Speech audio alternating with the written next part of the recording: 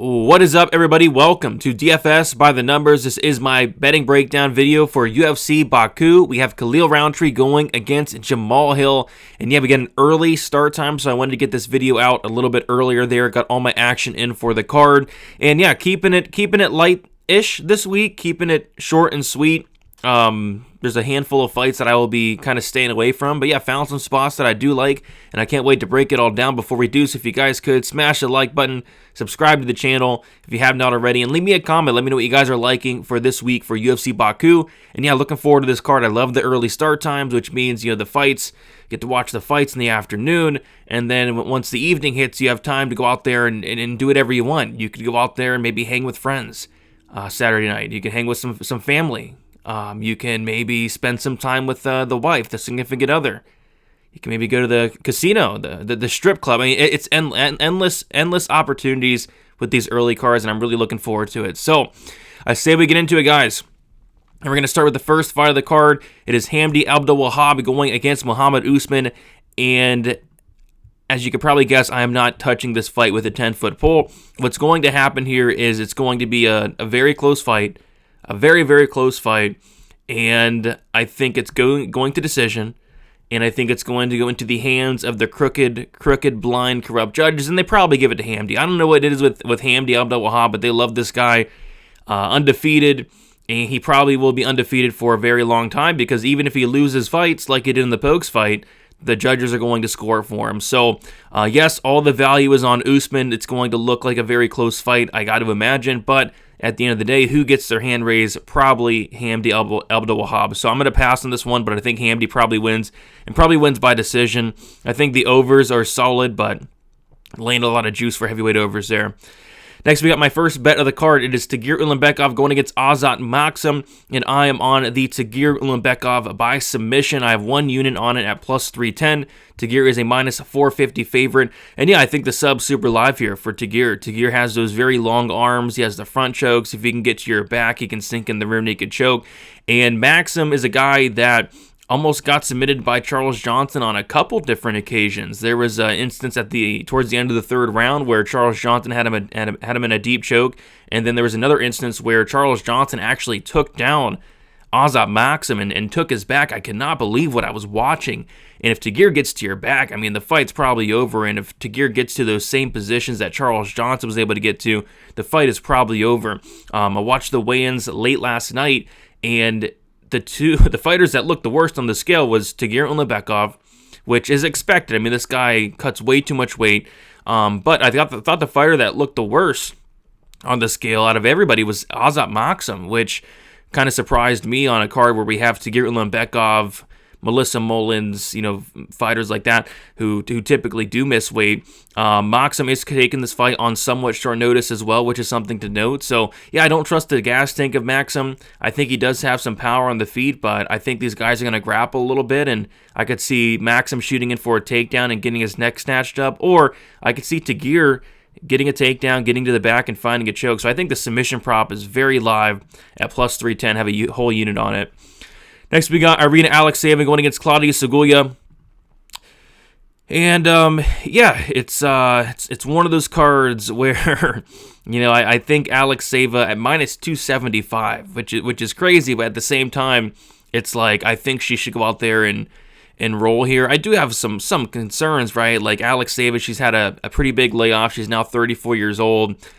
And I do, you know, kind of don't love the cardio and don't really love the striking or the striking defense. But on the Sygula side, it's like, I'm not really sure what she's good at besides, you know, looking pretty. She looked really pretty today. Outside of that, it's like her striking is okay. She doesn't have any power. She has one of the worst ground games in the UFC. I'm talking Elise Reed, white belt level grappling here. So that's why we're seeing Irina Alexsava at minus 275. So, yeah, the way I'm kind of seeing this fight play out is I think Irina's going to use that strength, and I think she'll be much stronger than Sygula here. I think she's going to use that strength, get the fight down to the ground, and once she does, she's probably going to find a sub, or a TKO.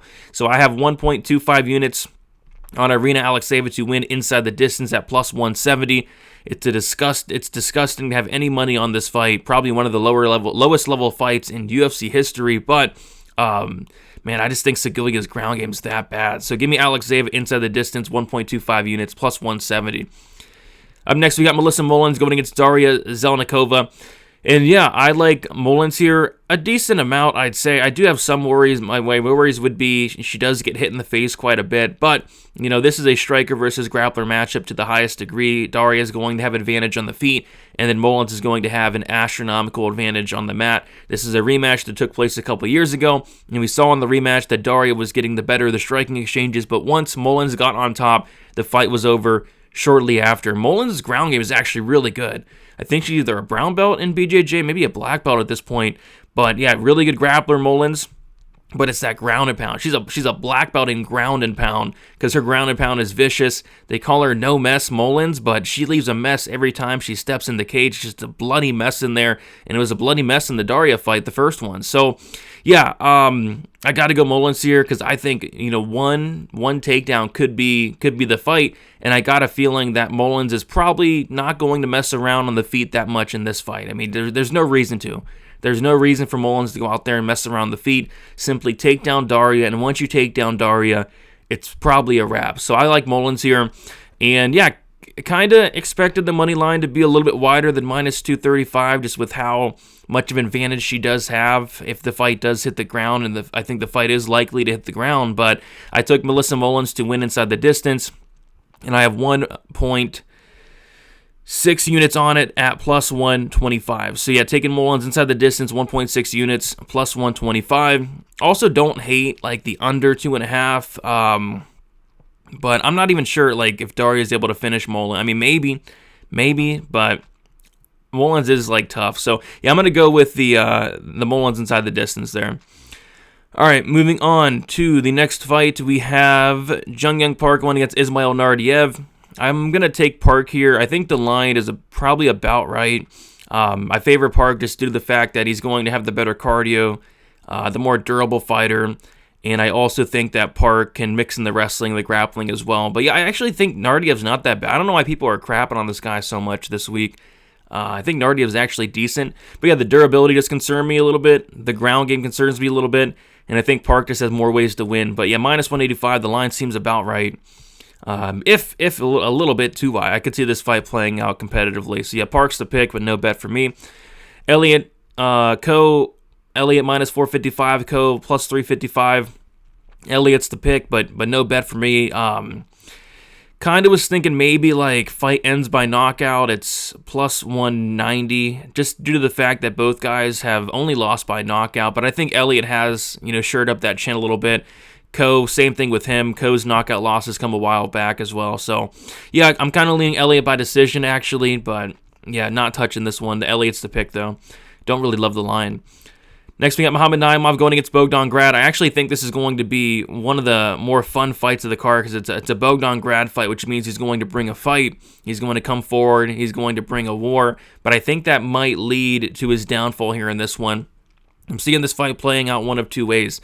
Either Grad's going to come out here like a madman. He's going to get in Naimov's face. He's going to eat one to give one. And I just think that's kind of a bad idea against a guy, Naimov, who does hit very, very hard. We've seen Grad knocked out. We've seen Grad hit. I mean, this guy Grad's absorbing like over 7 significant strikes per minute. So I think Naimov's going to land some really big shots here early. I think the Naimov knockout prop is very live. I got it at plus 310 for 0.75 units. But if Naimov does not knock out Grad early on, I kind of think Grad can maybe take over down the stretch. I might be looking at maybe like a Grad live bet here because I do think Grad's going to get hit hard, very hard in the face.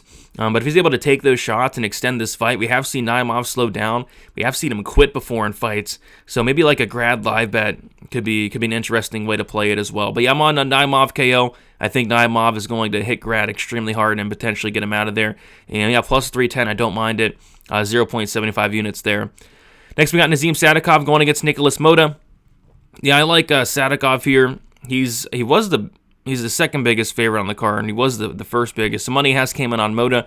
And yeah, I just took Sadykhov inside the distance here. Minus 155 for 2.4 units. Nicholas Motta, you can see it there. All of his losses do come inside the distance. 4 by knockout, 1 by submission. and Trey Ogden borderline finished him as well. So, yeah, I think Motta can definitely hang. I mean, in terms of how this fight is going to play out, I think it's going to look competitive. Like, Motta's a good striker with some power. It's just the durability advantage is heavily in favor of Nazim Sadykhov, who has a great chin. Motta, he doesn't really have a great chin, and I also don't think Motta has the best ground game. We could see Sadykhov, mix in takedowns here, potentially get a submission, or just land a big shot and finish Motta at some point in this fight. So I'd rather take the Sadykhov inside the distance at a much better price than laying the minus 430 here, because if this fight does go to decision, I got to imagine it's going to be pretty close, because Nazim fights close with a lot of guys. It's just, I think he's going to finish here. So I like Sadykhov. I think Sadykhov's going to win this fight. Could be knockout, could be sub, but I like him inside the distance here. My biggest bet on the card at 2.4 units at minus 155. Next, we got my titty back Orolbai, minus 155, Tofik Musayev, plus 135. Yeah, I'm going to sit back and watch this one. I can see this fight playing out a bunch of different ways. I guess it all comes down to whether or not Orolbai is able to get the wrestling going, the grappling going. And if he is, he probably wins this fight either by decision or maybe a submission. And if it turns out he's not able to take down Musayev, he's probably getting knocked out here. I think it's a really fun fight. As a fan, I'm looking forward to it, but as a bettor, I'm not really looking forward to putting any money on this one. Musayev, kind of a question mark. We haven't seen him in a while. And it should be a fun fight, though. I love these striker versus grappler matchups. Just don't really think I have the best read on this one in particular. So, yeah, I'm taking my titty back to win, but I'm going to sit back and watch this one. Next, we got Curtis Blaydes going against the Rizzler, Rizvan Kuniev. We got Curtis Blaydes minus 235, Kuniev plus 200. And now I was checking Instagram and the Rizzler, Kuniev. This guy looks to be in some pretty good shape. He showed up at weigh-ins today, and he didn't look as good of a shape as he did on Instagram. But yeah, looked in good shape. Looked in a lot better shape than he did on his Contender Series fight. I mean, he looked rough there. So it looks like he's putting in some work. He may or may not be back on the juice, which is interesting. And yeah, this fight, like, kind of, I don't know. I got a weird feeling about this fight. A lot of money's coming in on Rizvan, which I don't know. I don't know if it makes sense to me. Like, he doesn't look that good to me, like, at all. Like at all. This guy tested positive for every PED imaginable, and after the Renan Ferreira fight, he looked good on the Contender Series, but against an absolute bum. So yeah, I think Blaydes should roll here, but I have a weird feeling about this fight here. Curtis Blaydes, the one thing about Blaydes is you can never, ever trust this guy's chin, his durability, and Blaydes' 5 losses, all 5 of them come by knockout, and a prop that just jumped out at me, and it started looking at me was Kuniev by knockout, plus 650. Plus 650 Kuniev by knockout. So, like, if he's winning this fight, I think it's going to be knocked. I don't think he's submitting Blaydes. I don't think he's winning a decision. Like, Blaydes has never lost a decision in his life. So I think if Kuniev's winning, it probably means he's knocking out the very chinny Curtis Blaydes, who's been knocked out a million times. So I did take a shot on that Kuniev knockout prop plus 650 for a half a unit, just because we've seen it so many times. We've seen Curtis Blaydes go in here as a favorite, should win the fight, but then just get slept. So I took a half unit shot on that Kuniev knockout prop, and that's really the only thing I like there. Again, this fight sketches me out. Something feels off here. I feel like Blaydes should be a much bigger favorite, but we'll see. Kuniev looks to be in the best shape in a while. So maybe he can surprise me here, but I hope he does, because I have that knockout prop. But yeah, half unit shot on that knockout prop plus 650 makes no sense. I'll bet anybody to knock out Blaydes at plus 650. Come on, I've made so much money betting against Blaydes' chin, so why stop now? Next we got Ignacio Bahamondes going against Rafael Fiziev. Yeah, close fight. I think this fight's close. I think this fight goes to decision. I think this fight goes into the hands of the very crooked, corrupt judges. A lot of people on Bahamondes this week. This line's actually flipped. Fiziev was the favorite last week. Now Fiziev's the dog, and I think it's going to look pretty close here. I think Fiziev's going to have a lot of early success, and then we know what Fiziev does. He's going to slow down at that 8.5 minute, 9.5 minute mark, and then he's going to drop the third round. So I think Fiziev probably wins the first. Bahamondes probably wins the third. I think it comes down to the second, and I think it comes down to what the crooked, blind, corrupt judges think. So I don't really want to get involved. I'm not that enticed to play anything on this fight, but the pick for me is actually going to be Fiziev, hometown guy, crooked judges. I think they probably give it to him, but yeah, I don't want to really step in the way of Bahamondes right now, especially with the big, he has a massive size advantage, grappling advantage, hits harder. I think he's just at a better spot in his career, but yeah, I think Fiziev is going to maybe grease this one out, but yeah, I'm not touching this one with anything on it. Next we got Khalil Rountree, Jamal Hill. So yeah, I actually like Jamal Hill. I don't want to say a decent amount, but a decent amount. It's just hard to trust the guy. It's hard to trust where he's at. He's just been unlucky with some nasty injuries. Had an Achilles injury a couple fights ago. Had a knee injury. Back-to-back knockout losses against Yuri and Alex Pereira. I'm a little worried about Jamal Hill and where he's at. Like, I was saying to myself, like, if this was Jamal Hill that fought Glover Teixeira, Johnny Walker, etc., I'm max betting Jamal Hill at a pick'em. Max betting. I mean, it would not even be close. But do we have the same Jamal Hill? Do we have anywhere near the same Jamal Hill? Because he hasn't really looked the same. But yeah, I think there's a lot of reasons to like Hill. I think he has the volume advantage, the cardio advantage. Like, this guy Hill's landing over 7 significant strikes per minute. I used to think Hill was next level durable. Not really sure that's the case anymore, but I think Hill, if he could take some shots here, if he can extend this fight a little bit, get it out of the first round and a half, 2.5 rounds, I think Hill's very live to not only win this fight, but potentially knock out Khalil Rountree. So, yeah, I like Hill here. I like Hill to win this fight by knockout. I have 1 unit on the knockout prop at plus 225. I think the Hill late, I was looking at maybe like the Hill late knockout props, but I think it could come early as well. Like, Hill has a couple early knockouts, round 1, round 2. And Rountree does have a couple early knockout losses, like to guys like Johnny Walker, to guys like Iwan Kuniev. So it wouldn't shock me if Hill even knocked out Rountree in the first or second. So I just took the Hill knockout prop, 1 unit plus 225 there. And there you guys have it. Going to do a quick recap of the bets. Taking Hill by knockout, 1 unit plus 225. Taking a half unit shot on the Rizzler by knockout, plus 650. I'm taking Nazim Sadykhov to win inside the distance, 2.4 units, minus 155. What else? Taking Melissa Mullins inside the distance, 1.6 units, plus 125. I'm taking Irina Alexsava inside the distance, 1.25 units, plus 170. Taking Tagir by sub, 1 unit, plus 310. Those are the bets for UFC Baku. Keeping it short and sweet. Some spots sticking out here. Let's see if they come through. And, yeah, looking forward to it. Looking forward to next week as well. We got UFC 317. I already have, like, 4.5 units for next week's card. A lot of spots sticking out for next week. So I'm hoping to keep it light this week. Maybe attack next week pretty heavy. Best of luck, guys, for UFC Baku. Enjoy the early card and enjoy your Saturday evening. We'll talk to you guys soon. See you.